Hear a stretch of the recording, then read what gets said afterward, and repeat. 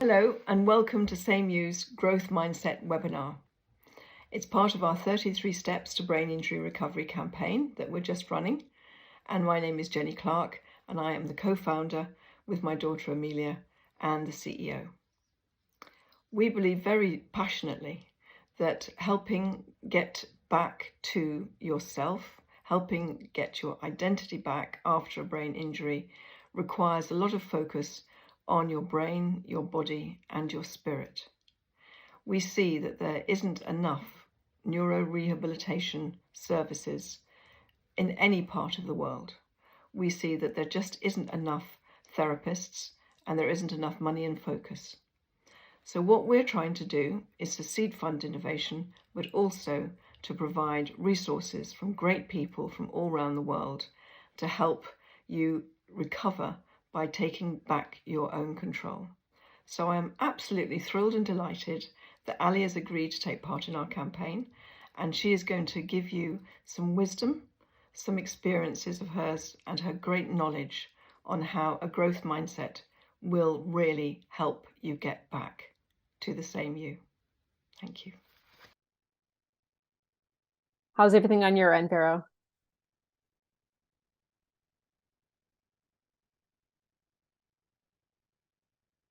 Oh, good. Ready to go. Yay. Okay. So, like I said, I'm Allie. I'm from Massachusetts. I feel honored to be presenting here today on behalf of SameYou, joined with Vero as well. And she's going to be helping with the slides and representing SameYou. But as mentioned, we're going to be talking about embracing a growth mindset today. So you'll occasionally hear me say next, and that's just to let Vero know that we'll go to the next slide. So go ahead, Vero, next.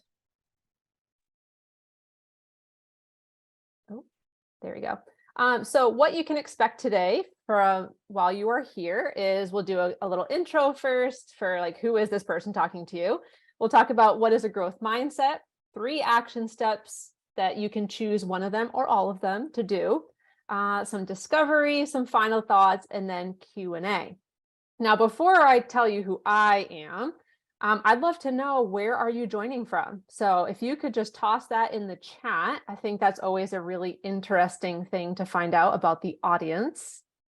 Those of you who have chosen to spend your time here today, we appreciate you. I see some familiar names. So when you're ready, go ahead and toss it in the chat. I think we have some people from the States, some people from the UK, all different time zones. All right. Go ahead, next, Vero. Oh, New Zealand. So who am I? My name is Allie. Like I said, I live in Massachusetts in the States. I am an educator, an encourager, and a believer. I have sustained brain injury. So back in 2016, I was struck in the face by a steel commercial door. And I started to get better from that. But then at the end of the year, I sustained another TBI from concussion, and I had a medication reaction at the same time. And I ended up in the hospital at a 10% functioning level. So I've rehabbed back from being nonverbal to speaking here today, from a wheelchair to walking. And I totally get what it's like to be on the journey of rediscovery and figuring out, who am I, what do I do now, and how do I do that with a growth mindset. So that's what we're going to be talking about today.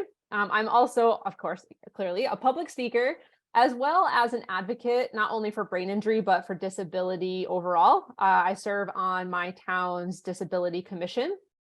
And I'm a support group facilitator for the Brain Injury Association of Massachusetts, as well as a support group that I run on my own called Life After Concussion. And I'm an artist. I took up art after sustaining brain injury, and I now have my own small business called Embracing Unique. And I paint things that are important to people. That's my little slogan. So that's a little bit about me. And we can go next to, what is a growth mindset? So by the way, if you see in the bottom of the slides today a little number and an asterisk, that means that's the reference to research that is on related to the slide. So if you're like, what is that little number? There you go, for curiosity. So a growth mindset is essentially the belief that a person's capacities and talents can be improved over time. Simply said. But in order to even understand more about what a growth mindset is, we'll go next to what is fixed mindset versus growth mindset. And we'll get into these examples in a moment, but I want to recognize something at this particular moment in time, and that is to recognize that anyone who has been living more on the fixed mindset side of the spectrum may feel a little bit more sensitive to this discussion today, or anyone that says have a growth mindset. Like, it can be tough if you've been living mainly in the fixed mindset side. Some of you probably live somewhere in the middle, but I really want to honor that today and say also kudos to you for coming today and thinking like, this is what I want in my life. I want to embrace more of a growth mindset. That's what we're here for. So while I was reading the research behind all of this growth mindset stuff, they mentioned something called self-handicapping, which you could also say self-limiting, if you will. And the recognition that this is actually a cognitive strategy that people use to avoid effort in hopes to keep themselves from potentially failing and hurting their self-esteem. And if you relate with that, you're not alone. I've definitely done that. And there's still moments in the present that I have done that. And it's always a work in process, but recognizing it is always the first step. So if you've ever found yourself limiting yourself and having excuses for why you're not able to do things, but it's in that limiting self-handicapping way, recognizing it's actually a cognitive strategy. And our goal is to flip that into a more successful cognitive strategy that brings you more to the growth side. So even with a brief, like it could be a 2-minute introduction to growth mindset, that's going to make a huge difference on self-limiting behavior. So again, just the fact that you're here today is already helping you to progress in that. And I want you to imagine today, as we go through this, if growth mindset was like a shield. So picture holding a shield out in front of you and something tangible in your hands. Anytime negativity and challenges come your way, growth mindset is the shield to deflect those and say, they're happening, they're coming at me, but I'm going to deflect them because I'm able to fix my mindset and where I'm not focusing on them. I recognize them, they're coming towards me, but I'm going to deflect it away. So their growth mindset is your shield that you're holding on to. And that's what's going to help you to be able to switch from fixed mindset to growth. And here's the examples we have here right now. So a fixed mindset may be a time where you say, I'm not good at anything. Whereas a growth mindset would be, well, I recognize there are some things I haven't been able to do yet. There are also things that I can do, such as sit here and present, right? Or a fixed mindset may be, I'll always be like this. Instead, that can be flipped to the growth mindset of I do my best every day and will continue to work on improving over time. So those are two simple examples. And now we're going to get into the action steps behind how to get yourself from fixed to growth. So next is a description of the 3 action steps that we'll go over today, with an emphasis on the fact that it's important once you leave here today, or even while you're listening, think about which one of these seems to stand out the most to you, right? Because if you attempt to take all the notes today and go away after this, do all these things, you actually are not going to be as successful as if you chose one at a time.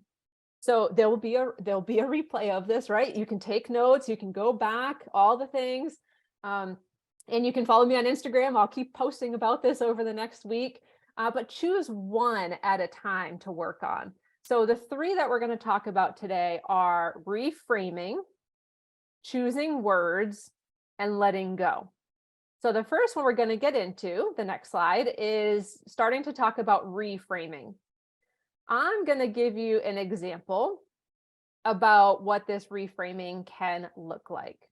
So actually, just a few short weeks ago, I was diagnosed with narcolepsy, with cataplexy. And so narcolepsy is when people just fall asleep suddenly and randomly, And cataplexy is when that's happening, also the body, the muscles just stop working. And so for a long time through this journey after brain injury, I found myself constantly in those scenarios where I'd go do something fun, I'd go socialize, and bam, before I know it, I am out cold. Like whether it's at the location or in the car ride home, just out asleep, out cold. And I would find myself thinking like, I don't get it. I don't know why this is happening. This is not just regular fatigue. This is like, there's no functioning going on. And I got frustrated because when I was actually diagnosed with this narcolepsy with cataplexy, the research shows that cataplexy in particular occurs after joyful and exciting things, which led me to make a connection and say, oh, well, that stinks because that means every time I go do something exciting and joyful, this is what I'm going to experience after. And I was feeling really disappointed and down about that. And what helped me was a reframe. So I still recognized what I was not so happy about. I didn't ignore it, like I still recognized it. Well, I also said, well, what is the benefit here? What is also coming out of this in a good way? And that was the fact that I'm no longer living a life of just jumping from one thing to the next, to the next, to the next. I'm actually taking time to go do something fun, joyful, exciting, and pause after. And I'm absorbing it, literally sleeping, absorbing it, and then I'm refreshed and I go do the next thing. I used to live a life of go, go, go all the time, and this is actually helping me to slow down. So would I choose this? No, but this is what's been happening for me. And so that's where the reframing has come in to turn it to, well, what am I also gaining out of this? And essentially this comes down to also recognizing gratitude and choosing to focus on what is going well or what can be made out of this versus focusing on all the negatives. So again, there's a choice there.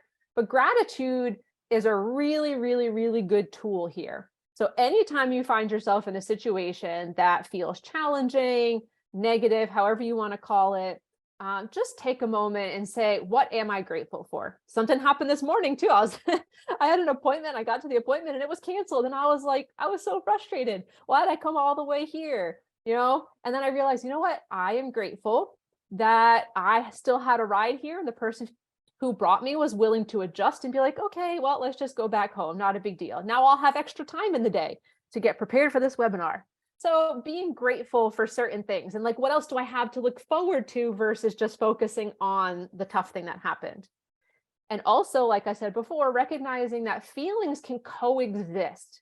We're not here today to say life is going to be rainbows and butterflies all the time, and growth mindset just paints that beautiful picture. No, feelings can coexist. You can be super sad and crying about something while also feeling really grateful that you have a friend who's supporting you and sitting by your side. So it's okay for all of those things to coexist. In the end, it is your choice for what you're focusing on. Nobody else can choose that for you. That will be your choice. So for reframing, we'll get into a conversation next here about some features that will help you reframe.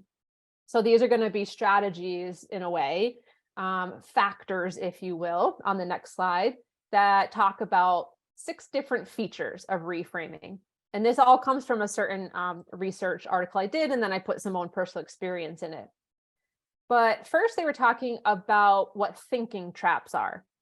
Thinking traps are essentially negative thinking that falls into patterns called these thinking traps, which is also known as cognitive dissertation. So we'll get away from the fancy words. I'll just say it because it's important. And it's essentially negative thinking patterns. When this happens, it's typically because there's exaggerated bias of patterns going on for the person, which is perceiving reality inaccurately. Like basically these thinking traps of maybe all or nothing, like these extreme thoughts, all or nothing in the world versus being able to be sort of in the middle. Or a thinking trap might be something called, considered mind reading, where you start assuming what other people are thinking about you. Or maybe I can think of a time like, say you're checking into a doctor's appointment and you notice someone in their waiting room is staring at you. You know what? You could be assuming that they're thinking, oh, what's wrong with this girl? And why is she taking so long or whatnot? But honestly, they may just like your outfit and that's why they're looking at you. They may be wondering where you got your pants from. I don't know. But the exaggeration of these thoughts is where the thinking trap comes into play. I actually have a really great snapshot, a list of thinking patterns that I can send to Vero and SameYou after, or share on Instagram, where whatever works for people, if you're interested in that whole list, because it's really helpful to help pinpoint like, oh, when am I in a thinking trap and how do I get out of it? But that's what we're going to talk about. So in all of these 6 features, I'm going to use the same example to go off of so that we stay consistent here. It's going to be a time where you are thinking about going to a social event, or maybe you did already try to go to a social event. And we all know things can be challenging sometimes with that, attempting to go socialize, get out of the house, whatnot. So the first feature of reframing that is important to embrace is this rationality. This is reflecting on the evidence that is for or against what you're thinking. And sort of like the thinking trap conversation, like, is it irrational or rational? Is it realistic or unrealistic? So in the social gathering example, if I say, I'll never successfully attend a social gathering again, evidence that supports that would be, I missed a social gathering last time because I wasn't feeling well. But another piece of evidence would be, well, just because you missed the last one, it doesn't mean you'll never, ever go to one again. So kind of collecting evidence, like, okay, what proves this thought that I'm having? And a reframe here could be, I missed the last social event, right? Touching on that piece of evidence. I missed the last social event, but I'm working hard in my therapies and I can try to attend another one in the future. So you're actually honoring both sides of the evidence and you're being realistic, which is being rational. The feature, I don't want to confuse Vero. I'm going to stay on this page, but I'm going to use the word next. The next feature we see on this page is positivity. So this is, of course, the emphasis on the positive piece. But again, we don't want to be overly positive where you end up setting yourself up for disappointment because you didn't succeed in the over-exaggerated positivity. An example of an exaggeration would be, I'll attend every single social event that ever comes up in my life and I'll never get symptoms. That's pretty exaggerated. Being positive, but also realistic says symptoms may come and go, but I'll do my best to work around them and I'll try to attend whatever social events I can. All right? So there's the positivity. The empathy feature is acknowledging the feelings that are related to the thoughts you're having. And a reframe can essentially express empathy or self-compassion by simply validating how you feel. Because if we just ignore the feelings, you might get stuck in other thinking traps and you're not really processing what the mind and the body wants to release. We'll get into releasing later. But a reframing for empathy could be something that just says, it's okay to feel disappointed for missing a social event today. That's it. Simple. There's not even a but in there. There's your big butt is not getting in the way. You are just validating the feelings at hand, right? And that is okay. That's important. This is important not only for ourselves, but for everyone else that we interact with as well, right? Think about like if you went on social media and people were just telling you what to do all the time, but not validating how you feel, you're probably not going to want anything to do with that, right? Or same thing if you're with a friend in your living room. So validating in the empathetic piece is important. And on this second column here, actionability for a reframing feature is engaging in behaviors or actions that may help overcome the negative thoughts. So this is talking about using specific actions to reframe instead of just this generalized statement. An example is that instead of just saying, I'll keep trying, an actionable reframe can say, I can continue to try to go to social events and talk with my speech language pathologist for help with that. For those of you who live in different areas, I know in the States, a speech language pathologist is usually the cognitive piece, but for others, sometimes it is occupational therapy. So side note on that. But notice the actionable step that I mentioned there. It's not just talking about what you're going to, that you're going to keep trying, but what does keep trying look like in an actionable sense, right? And then specificity goes along with that. So addressing the situation directly or specifically, instead of being general, saying, I'll do better, being specific, such as missing one social event does not define me as a failure. You're specifically addressing the thought that you're having and what happened. And on this one, I do want to point out, though, that for anyone who finds themselves getting caught in any reoccurring thought pattern, like the same thing keeps coming up over and over and over again, you may want to consider still having generalized statements that you can go to.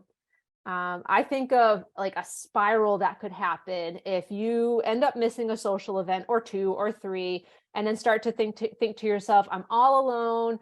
I'll never be able to do this. And then that ends up being like, because I'm all alone, nobody loves me, right? If this is a reoccurring thought for you, because it has been for me, you may want a very simple phrase, such as, I am loved.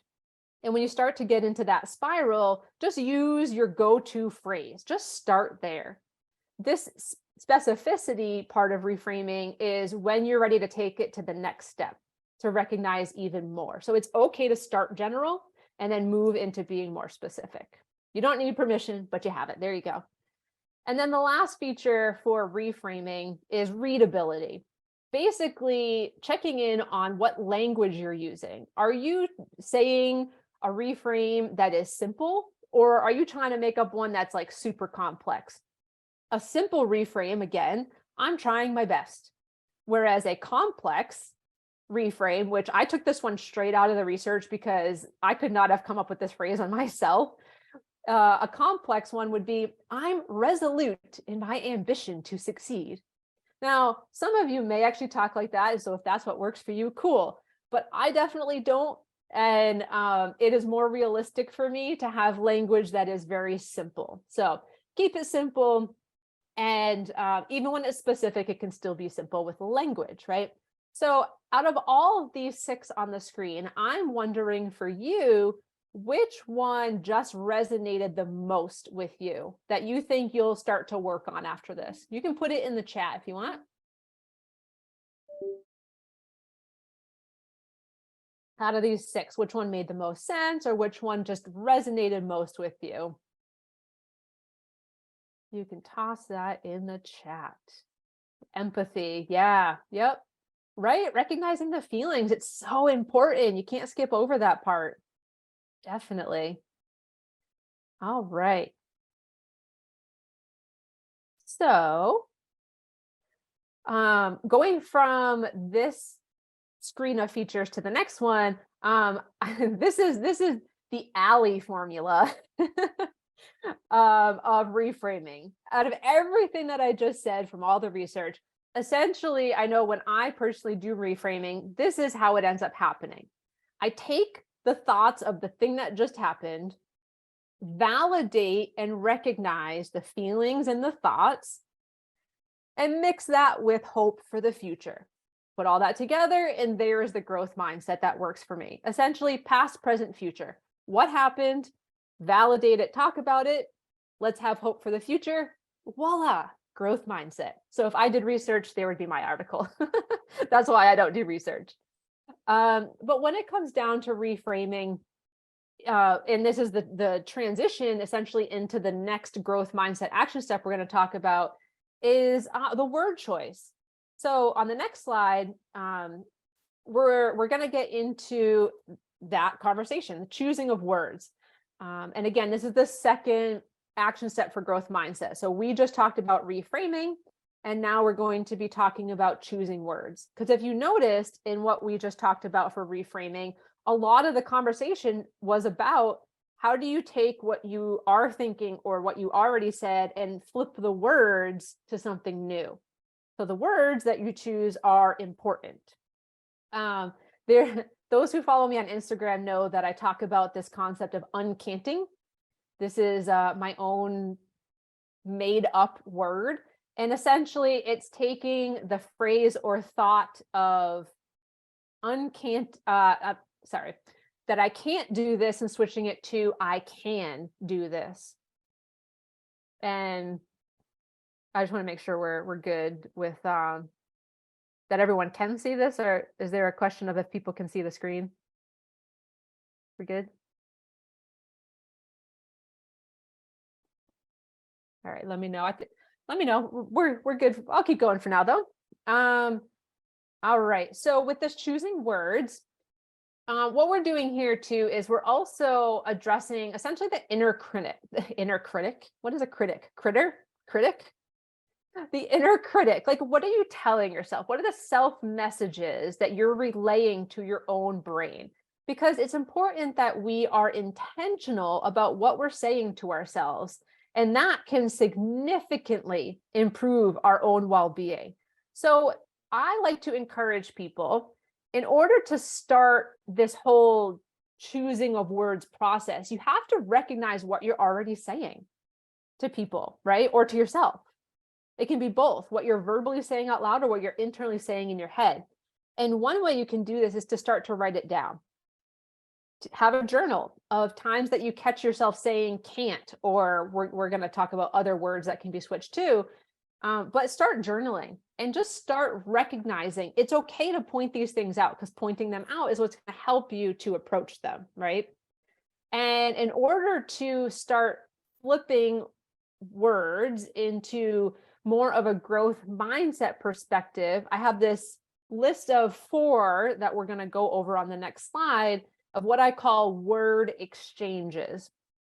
And again, this list is not, hey, take this after the webinar, quote, go home and do all of this. Anytime you're sitting there listening to some sort of presentation or whatnot, it's important to just pull out the things that resonate with you the most right now. And as I go through each one of these, again, I'd like to encourage you, pick one. Pick one of these that's like, oh, I definitely catch myself saying that. And so this is the one that I'm going to focus on for now. You can always try flipping the others at another time, but we need to start somewhere, right? And the other thing I want to encourage before getting into what these exchanges mean is to share with a trusted friend or family member, fill in the blank, that you plan to do this. I have a couple of friends who I've approached and I said, hey, listen, I really want to start exchanging these words or phrases that I've been saying for something else. Will you help me by respectfully pointing it out if you hear me say it? And I give you permission to help me exchange that word. So let's take the first one, for example. This is very common to hear people say, my brain injury. And what I like to encourage for growth mindset is to exchange that for the brain injury. And what that does is that, again, recognizes that a brain injury has occurred, but it removes the identity. You yourself are not the brain injury. So when you say my, you're holding that as an identity. But when you say the, it's something that happened to you and it's something that you're navigating, but it's not your identity. For none of us, it's not an identity. So this would be something that if I was talking to my friend and I was saying, oh my goodness, my brain injury caused this today, she would respectfully say, the? You mean the? I'd be like, oh, yep, the brain injury, exactly. And sorry, 2 motorcycles just went by. Not sure if you could hear that, so I'll just pause. All right, so yeah, giving your friend permission to say the, by the way, did you mean the? And again, someone you trust, someone that you've given permission to do this. And the cool thing is if you start to do this with a friend, the friend may also start to pick up on it and do it for themselves as well. So it's kind of like a dual support there. Another example of a suggested word exchange for growth mindset would be going from I have a headache to I have had a headache. And the reasoning for this is saying, again, I recognize that for maybe it's been all morning that you've had a headache so far. Recognizing that's been the past already. So it has been happening and you exist right now. And even if the headache is present in this moment, it doesn't have to be present in the next second. It doesn't have to be present in the next hour or the whole rest of the day. And so by talking about it in a past tense, you're actually freeing up the future to be headache free. It may or may not happen. You may have to just pretend that you believe the statement for a while, and that's okay. But by talking about a challenge in the past tense, you're opening up your future to more success. So that's what that exchange is present, past, future conversation. The next one is I am tired, and exchanging that for the phrase I feel tired. This is another identity one. I'm going to throw a dad joke in here and be like, when someone's like, oh, I'm tired. And then the dad goes, hi, I'm tired too. Like, no, that is not your identity. You're not meeting someone and saying, hi, I'm tired, right? You do feel tired though. So again, it's important to recognize the feeling or the thought, not dismissing it, but you're still separating it from your identity. And so switching am and feel helps with that. Now, this one I have to admit has been one of the toughest ones for me, because in the moment of feeling something like tired, I'm probably not processing like at a conscious level. I'm probably not like, oh, I really want to care about word exchanges right now when I feel tired. But the truth is, the more that you practice it and the more that you do recognize it, the easier it becomes. So then it becomes a subconscious sort of level. And again, when a friend points it out, then you do become more aware and you just automatically start switching it. The last word exchange I will share for today is, instead of saying that nothing is going right, exchanging that for saying a couple of things have not gone right. Because as we mentioned before with the thinking trap, if you allow something to be this all or nothing mentality, then you're going to be stuck on the fixed mindset piece of the path.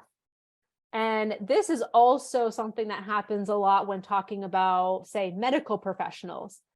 I know I myself have had a lot of experiences that have been challenging with medical providers. But if I said, all neurologists are terrible, or my whole medical team is awful and nobody understands me, nobody gets it, you're putting every single person in the entire world into a single box of negativity. And so by switching the word nothing or everyone or all to actually breaking it down into, okay, a couple people or a few or one person or one thing didn't go right, or one person didn't really listen to me, that's going to help to remind yourself that you do still have a lot of people or a lot of experiences out there that will help you or that have gone well. So trying to get rid of that all or nothing mentality, if you will, or language.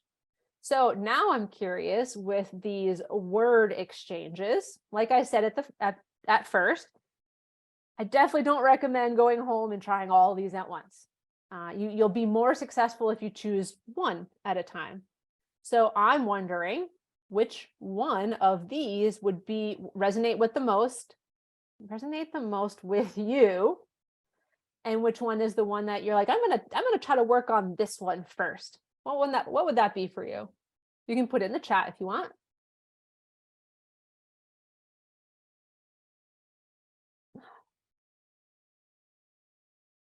Oh, okay. There's some challenges with the chat going on. So if you feel free to add your answer in the Q&A. Okay. Thanks, Pharaoh. This is a great growth mindset opportunity. So I've been saying, put something in the chat. The chat's not working right. It doesn't mean nothing is working right. It means one thing didn't go the way that was planned, and we can adapt to do it a different way. So well done, everyone. Who knew we'd have an example right here? All right, so we have talked about reframing. We just talked about words that we can be mindful to choose. And the next slide, the last reframing action step that we're going to talk about today is letting go. So when we talk about letting go, we're essentially talking about rumination, which is the inability to let go. You've probably heard that word before, right? If you're ruminating on something, it's essentially replaying through your head. You're having a hard time releasing it. I like to think of this like, say a bug lands on you, you're probably going to flick that thing off as fast as you can, right? Think about your thoughts that way. If there's a challenging thing that happens or a negative thought that comes on, you're going to want to flick it right away. You don't want to let it stay on you. You're not going to hang out with the bug for a while. So we're going to start learning how to flick it off and let it go. And one thing that really helps me with letting go is the concept of trying to live like a child. Here's what I mean by that. Think of a toddler who falls down and maybe slightly scrapes their knee on the ground. That child is going to start crying, hold on to their knee, rock back and forth, yell for mommy or daddy, get a Band-Aid, get up, start laughing, and go play with something else 5 minutes later. So when I tell myself to live like a kid, and when I'm encouraging you to live like a kid, what I mean is allow yourself to fall down, to get hurt, to face a challenge, express the emotion of it, recognize it, talk about it, and let it go. Move on. You have other things to do with your day. Holding on to what happens is not going to do anything else. It already happened. It's in the past. Let go of it. It's all good, right? Part of this is also forgiveness. So we'll get to that in a minute, but I want to also recognize that the ability to let go actually lands between mindfulness and psychological outcomes, right? So if you are continuing to allow this rumination and the intrusive thoughts, those intrusive thoughts are then what turn into anxiety. So if you're someone that experiences anxiety, let's go backwards in that chain, right? Anxiety happened from intrusive thoughts, and the intrusive thoughts were part of rumination, and rumination was part of the lack of letting go. So essentially, let's try to exchange anxiety for the concept of living like a child. Like, let the thing happen, working on letting it go. I know, easier said than done for some people. But what I'm trying to tell you today is the more that you allow yourself to work on these things, the easier they'll become over time. Okay. Now, forgiveness in letting go. This does not mean whatever happened to you, forgiving somebody or forgiving a circumstance makes it right. Forgiveness has nothing to do with whether something was right or wrong. It simply releases you from, again, holding on to that past. And honestly, even when you do forgive someone, memories of it may come back in the future, but when they do arise, you'll be able to process it differently and with a more of a growth mindset than if you had never forgiven the person. I'll give you a personal example here.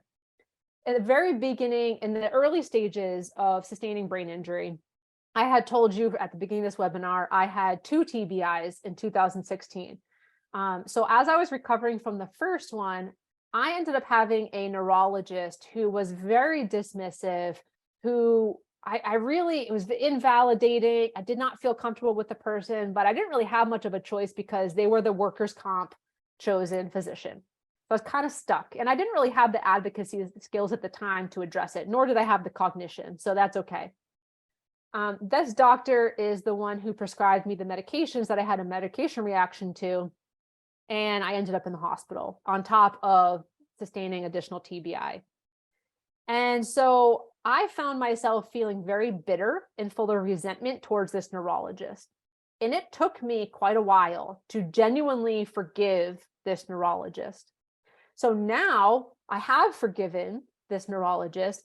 I can sit here today and tell you that very short story without crying, hopefully it wasn't demeaning, right? I don't think it was I don't think it was, I I wasn't yelling about the person. I didn't say his name. I'm not trying to tear him down, but I can share the experience as just an experience without all the extra feelings and thoughts, because I have forgiven. I've let go of those thoughts. And that's what I'm talking about here with forgiveness.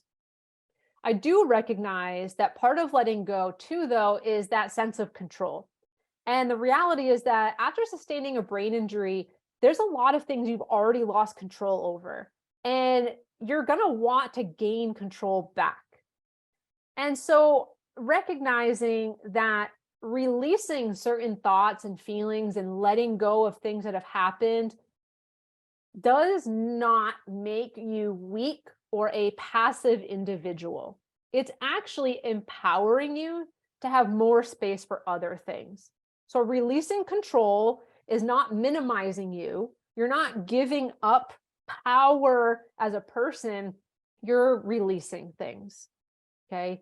And I like to think of this too as like letting go is important, because when you have all of these thoughts, this negativity, the fixed mindset, every single one of those thoughts that you're holding on to are a mental weight, which is consuming your energy. Think about if you went hiking and you had 50 pounds of rocks in your backpack. It's going to take tons more energy to hike up that mountain with all those rocks in your backpack than if you had no rocks at all or even no backpack. And a lot of us here are probably relating to the idea of energy, right? And sometimes the lack of such. So if you allow yourself to let go of some of these thoughts and experiences and move on from them, you're actually taking some of that extra mental energy, that extra mental weight off, and you're gaining back energy reserves so you can go do other things. You're releasing it. And I also think of that in a way that not only are you gaining energy by letting some stuff go, but you're also gaining space in your mind, your brain, your thoughts, your emotions. You're gaining more space for new ideas, for decision-making, for cognition, when you get rid of all the other things that are in the space of your head. Think about if you were throwing laundry in your laundry bin all week and you never did laundry that week. So then week 2 comes around and you're trying to put more laundry in the bin, but you're like, oh, shoot, I ran out of space because I never did the laundry. Well, the same thing happens with our thoughts. If you never do the laundry, you never wash out the dirty thoughts, you're not going to be able to use your laundry bin again. It's all going to be taking up room in your head, in your mind. So when you start to be able to let go, you're gaining energy, you're gaining space. You're going to be able to start thinking more clearly. You're going to be able to go do other things. And what's especially important here is the expression. I've talked about this all throughout the webinar today. It is so important to allow yourself to do whatever you need to do to express yourself as you're letting go. You may want to cry, you may want to laugh, you may want to laugh so hard that you cry, or cry so hard that you start laughing. Whatever it is, maybe it's anger. I don't know, whatever comes up for you, let it come up and let yourself process it. That is part of letting go. Okay. So after sharing that one, actually, I won't do the chat piece because I guess the chat's not working properly. So we'll get to in a moment here. But the 3 action steps for the growth mindset we've talked about today have been reframing, choosing words, and letting go. So again, I'm going to encourage you, choose one of these things to focus on at a time. Write them all down, revisit them, but choose one at a time to work on. That was going to be my question, is out of the 3, which one would you work on? And with that, as you're choosing and as you are going through this process, the next slide here is a reminder to us that there's a difference between discovery and recovery. While some abilities and skills may return, the journey overall is more about discovery than recovery. Recovery is trying to gain back things. Like maybe you gain back the ability to use a knife in order to cook. But there's also you may be discovering what tools and strategies work well for you in order to be able to cook again, right? So reminding yourself that you're not always trying to go back to things that you used to do. You're becoming a new person. You're discovering along the way. You're trying new things. You're allowing yourself to make mistakes. And that's what's going to help you embrace more of this growth mindset when you can start to call it discovery versus recovery. And the last slide here will be, well, soon to the last slide, are my final thoughts, and then we'll get into some Q&A. But reminding you that it's important to have ownership and autonomy over yourself, over your own body. This is where we're talking about this sense of control, right? You want to be able to have a voice to speak up and to advocate for yourself and to do what works best for you. And it's important to embrace that as you start using these strategies for a growth mindset, because when you believe that things can improve, you'll start to be more confident in things like advocacy, which leads towards autonomy. And you'll even be more willing to make challenges, to take challenges like I just talked about. But in all of this, the environment that you surround yourself with really matters, okay? Check who you're following on social media, check what kind of Facebook groups you're in, check who you surround yourself with in daily life, because if those people are embracing growth mindset, you will too. But if you're surrounding yourself with other people more on the fixed mindset spectrum, constantly complaining and talking about only the things that go wrong, you're going to lean more towards that side. So check your environment, and then remember to give yourself grace. Even myself, years of practice with all this, I don't ever do it perfectly. Perfectly is not the goal. The goal is to do your best and to give yourself grace, okay? So we'll jump through 2 slides of references. If you want to close your eyes, feel free, because there's just a lot of text. And then this is how you can contact me after this webinar if you wish to. I will, like I said before, be following up on Instagram with a bunch of posts with all this growth mindset stuff in today and in the week following, if you want to follow along. But feel free to DM me, email me, all the questions there. But are there any questions here today before we wrap things up? So since the chat is not working, I think what I'll do is I'll allow everyone to talk. So if anyone has a question, you'll just have to unmute yourself. So that's going to be the solution for today. So just hang on a second. I'll allow everyone to talk and just, unmute yourself. Oh, cool.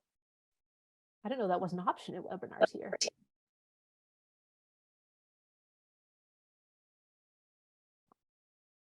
Betsy B, did you have a question? No, it just got unmuted. You know, I'm striving to be better with computers, Allie. Thank you. Betsy, that was a really good growth mindset phrase. I am striving to be better with computers. I love it. Well done. Thank you. Jody, I have to tell you, I love your picture that's up, by the way. I sent that postcard to Jody a while ago. Oh my gosh, I made that. I love it. Teresa, I saw you unmuted. Did you have a question, or was that another? Sorry, I was eating my dinner.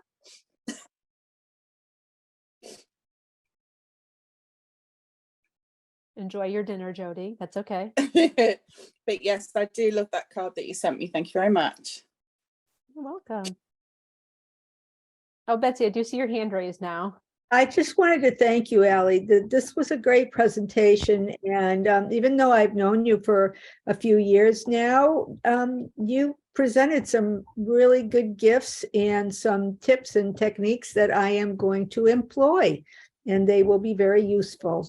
Thank you so much for doing this. And thank you, SameYou, for presenting Allie and giving us the opportunity to be here and learn. Aw, thank you, Betsy. I appreciate that. See, friends, it's important to surround yourself with wonderful human beings. Is there anyone else that has any questions? It could be either clarifying questions, or maybe you're wondering, maybe there's something that you had tuned out for a minute and you want to refresh, or You just want to say something? Well, I If not- certainly want to say something. So, wow, wonderful presentation. I agree with Betsy. Thank you so much, Ali. We feel really privileged that you've accepted to join in on this campaign, by sharing your wisdom and the knowledge that you've acquired since your own brain injuries. Having a brain injury myself, I know that mindset is really critical, to move forward with life after a brain injury.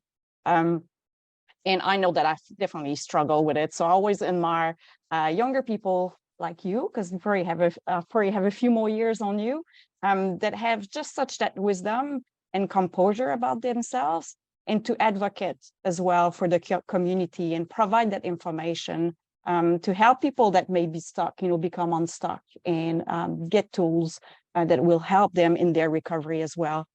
So really, really appreciate this. So I'm sure that other people in here that have attended today have benefited from all the tools and tips that you've shared with us. And this presentation will also be available on our website. So for those who haven't had a chance to tune in, I'm sure it will go, further as well to help on other people. So obviously the growth mindset was part of the 33 steps to brain injury recovery fundraising challenge that is currently taking place for SameYou. So thank you again, Ali, for providing wonderful presentation. And if you haven't joined the challenge, or you'd be interested in joining the challenge, it's not too late. So we're a week in, but we're very flexible. It's really about finding gentle way to challenge yourself. So your body, brain, and spirit. So the way you can complete the challenge is entirely up to you. So for example, the way I complete the challenge is I use a variety of different things. So some days I'll be walking for 33 minutes. Other days I'll be doing 33 gentle stretch, reading 33 pages of a book. So very, very flexible. So it'd be great to have you join in if you haven't already. To do so, you can simply up on SameYou's website, so SameYou.org, and on the homepage you'll find a link to join in. Again, it's not too late. We've also created recently a resource page, a recovery resource page. So what we're putting on that resource page is essentially all the resources that are part of that campaign. And it's a resource page that we're hoping to build onto as well in time. So more resources will be added. For those who haven't had an opportunity to join in today, so that's where the webinar will sit. It'll be sitting on our resource page. So I think that's pretty much it from my end. Thank you so much to everyone who attended. Really glad that you've made time to join us and join Ali. She's a wonderful advocate. And please do make sure you follow her. She always shares very valuable content on our Instagram. I know I'm probably almost 6 years post brain injury, and I still get wonderful tips from Ali. So yeah, you're a very valued member of the brain injury community. Oh, thank you so much. And so are you, Vero. And I really appreciate all of your help today and support. And everyone go follow Vero too, and SameYou, because those are two definitely growth mindset based accounts, in addition to that being my goal. So thank you so much for having me. This has been wonderful. And I appreciate SameYou doing this. I'm going to go paint for 33 minutes. Cool. Thank you very much, everyone. And hopefully we see you in coming webinars or other events that SameYou will be hosting. Have a great end of day or evening, depending on where you are in the world. See you. Thank you again.